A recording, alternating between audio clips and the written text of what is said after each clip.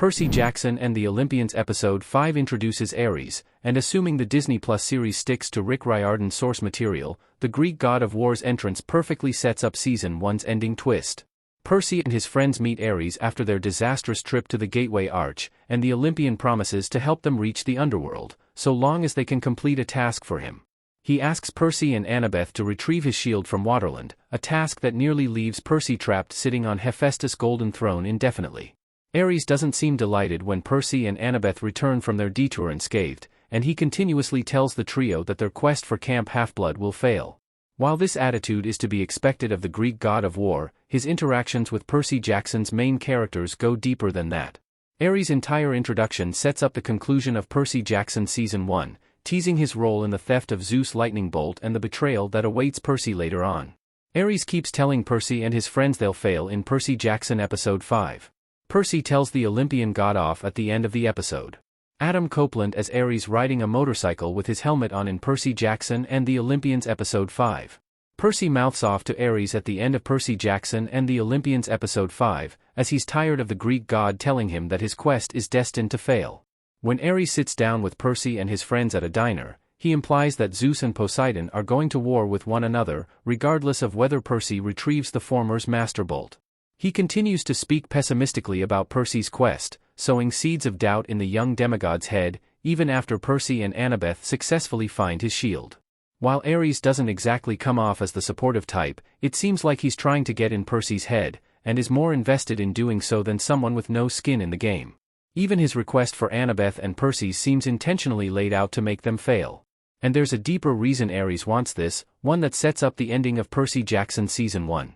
There's a deeper reason Ares wants Season 1's quest to fail. Ares is hoping for a war, and that framing Percy will work. Adam Copeland as Ares talking to Percy, Annabeth and Grover in Percy Jackson Episode 5. During Percy Jackson Episode 5, Ares makes it clear that he's gunning for a war among the Olympians, and his interactions with Percy unfold with that end in mind. Ares is playing mind games with the demigods because he wants their quest to fail. Although he's supposed to be aiding the effort to return Zeus' Master Bolt, Ares is more invested in starting a new conflict among the gods. This much can be pieced together from his behavior in the 5th installment, but his motives go even deeper than that. The ending of The Lightning Thief reveals that Ares is involved in the Master Bolt theft, as he knows precisely who took it, Luke Castellan, and lets the demigod get away with it in order to instigate a war. Like Luke, Ares is manipulated by Percy Jackson's true villain, Kronos, in order to destroy the Olympian gods. While Ares doesn't necessarily want the same end, he keeps the weapons Luke steals and helps Camp Half-Blood's traitor frame Percy for his crimes. In doing so, Ares becomes one of the series' antagonists. And the Disney Plus adaptation sets that up perfectly during his on-screen introduction. Percy Jackson and the Olympians expertly sets up Season 1's ending twist. The Disney Plus series is expertly foreshadowing later developments. Disney's Percy Jackson series is faithfully following Riordan's books, and developments like Ares' introduction are setting the stage for the coming twists, making this adaptation far more effective than the movies. The show has already dropped hints about Luke being the one to betray Percy, and it's also set up Kronos' entrance through Percy's dreams. Ares casting doubt on Percy's quest in Episode 5 adds another layer to Percy Jackson's betrayal twist, revealing the god's ulterior motives while making it unclear whose side he's actually on. Knowing that Ares wants Percy to fail, it's even likely that he sent the demigod to Waterland in the hopes of him remaining there.